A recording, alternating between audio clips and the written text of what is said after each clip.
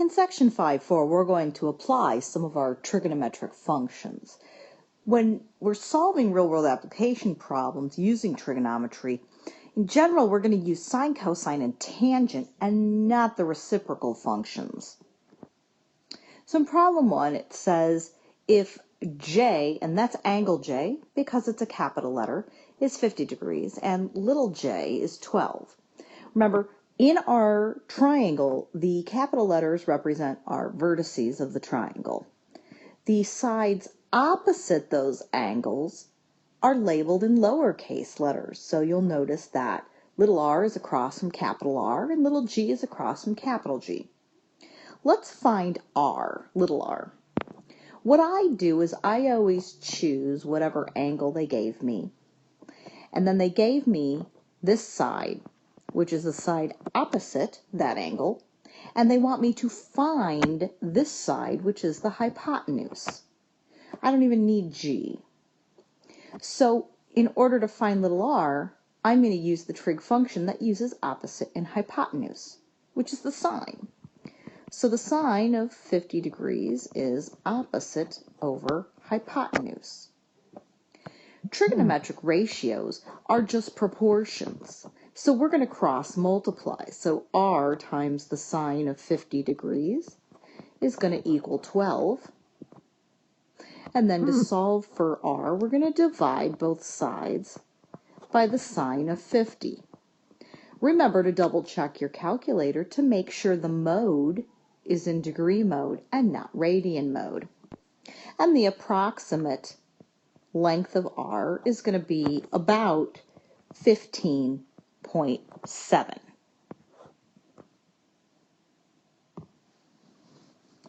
In problem 2, sorry, I need to go back to the top of the page, it says the chairlift at a ski resort rises at an angle of 20.75 degrees and attains a vertical height of 1,200 feet. We're going to call this the mountain that you're going to ski down. So the line that I labeled D is going to be your ski lift. How far does the chairlift travel up the side of the mountain? In other words, what's D? So this is just a right triangle problem, and I'm going to do it similar to the previous problem. This is the angle that they gave me, 20.75. So this is the side opposite. We want to find the hypotenuse. So we're going to use a sine. So the sine of 20.75 degrees is going to equal opposite over hypotenuse. Just like the last problem, this is a proportion. So we're going to do D times the sine of 20.75 is going to equal 1,200. And then we're going to divide both sides by the sine of 20.75. This cancels, and we're going to find out that the distance is approximately 3,387.0 feet. So I'm just going to leave it like this.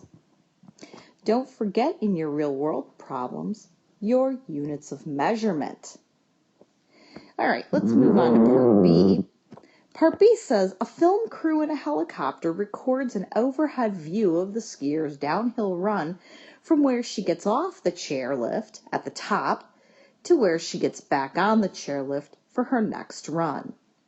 If the helicopter follows a level flight path, what is the length of that path? Well, let's go back up here. I know this doesn't look like a helicopter. I can't draw a helicopter. So you got an airplane that kind of looks like a bug. So we're going to call this the helicopter. Since it wants to know the length of its flight path, it wants to know this length here. Well, if you draw a line down here, you have a rectangle, don't you? So rectangles, opposite sides are congruent. So this side would be the same as this side, which is the bottom of our right triangle. So now, I'm going to go down here and draw the picture again. So now, I know this is 20.75 degrees. I know this is 1,200. I want to find this side. So that's my side opposite, but this time this is the side adjacent. So in order to find x, we're going to use the tangent function because tangent is opposite over adjacent. So the tangent of 20.75 is 1200 over x. Proportion, so x times the tangent of 20.75 is going to equal 1200. And then we're going to divide both sides by the tangent of 20.75. Sorry, I'm running out of space here. And then in my calculator, I'm going to do 1200 divided by the tangent of 20.75. And it's going to tell me that x is approximately 3,167.3 feet. In number 3, we're going to have to go do some geometry review. A regular hexagon is inscribed in a circle with a diameter of 26.6 centimeters. Find the apothem of the hexagon. An apothem is a line from the center of a regular polygon to the midpoint of any of the sides. It is not only going to the midpoint, but it's also perpendicular. So it's a perpendicular bisector of a side of a regular polygon. Perpendicular bisector of any side of a regular polygon. Now, what was a regular polygon? A regular polygon was a polygon whose sides are equal length and angles are equal measure.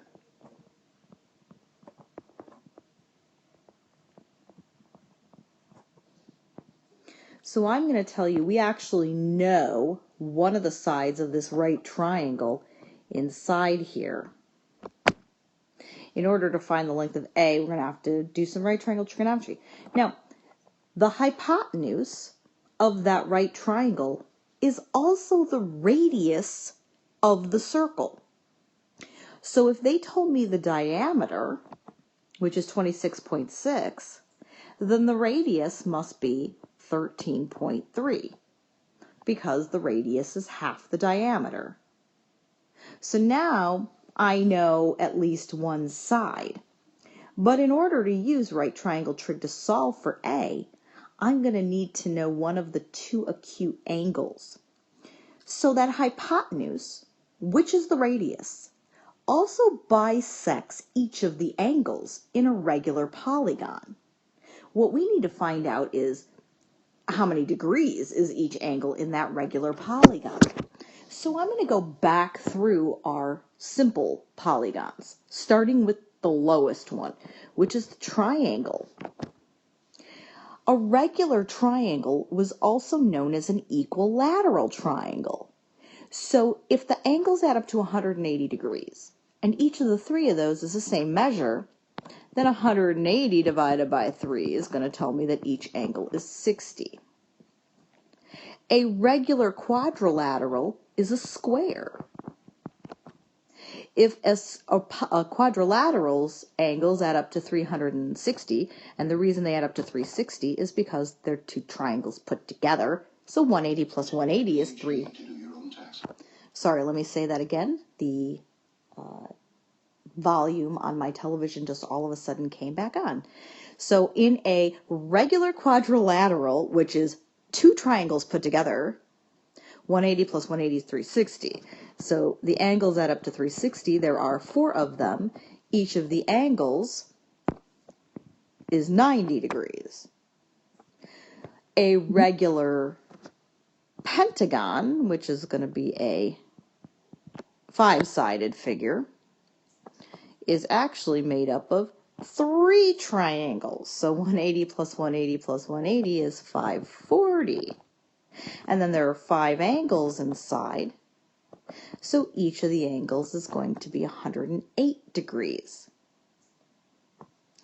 So a regular hexagon, which is a 6-sided figure, is going to be made up of 4 triangles. And 180 times 4 is 720, and there are 6 angles inside, so each angle is 120 degrees. So each of these is 120 degrees, but I said the radius is going to bisect it. So half of 120 is 60. All right, so I'm going to redraw that triangle because it's awfully small. So now we know this is A, this is 13.3, and this angle here is 60 degrees. So in order to solve this triangle, I need to find the side opposite, but I was given the hypotenuse. So we're going to use the sine function. The sine of 60 degrees is opposite over hypotenuse. 1a is going to equal 13.3 times the sine of 60, which is going to be approximately 11.5, and they gave me a unit of measurement in this problem. It was the centimeter. So again, in this particular problem, I did a whole bunch of geometry, and apothem is a perpendicular bisector of any side of a regular polygon. Not only that, a regular polygon is a polygon whose side lengths are equal and the measure of the angles is equal. But I needed to find out what the measure of each angle in a regular hexagon was, so I went back to this pattern of how many degrees are in each number of side figure, starting with the easiest one being the triangle. We found out that the measure of the interior angles of a hexagon are 720 degrees. And since there are 6 of them, equal in measure, we found out each angle was 120 degrees. In a regular polygon inscribed in a circle, the hypotenuse of that triangle, which is also the radius of the circle, also bisects that angle. So we found out inside that right triangle that the angle was 60 degrees. So we knew enough information at that point in time to find the length of the apothem using right triangle trigonometry. In a lot of application problems, we interchange these two phrases, angle of depression and angle of elevation. An angle of depression is an angle that goes down from the horizontal. An angle of elevation is an angle that goes up from the horizontal. But I want you to notice that the angle of depression and the angle of elevation are alternate interior angles.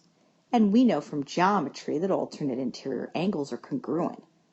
So they really mean the same thing. We're going to use this to help us out with problem 4.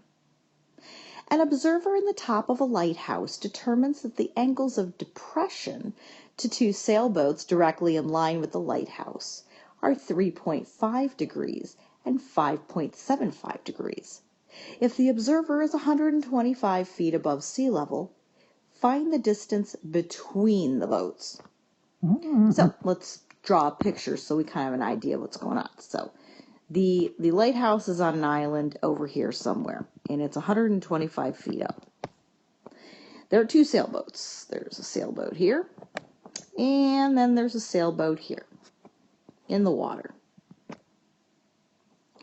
The angle of depression, so here's the first sailboat,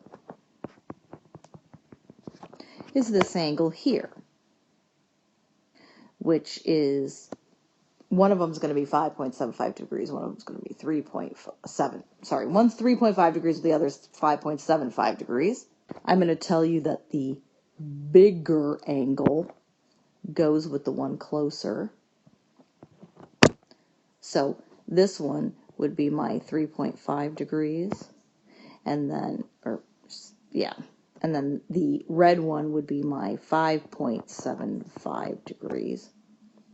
But what we want to find is how far apart these boats are.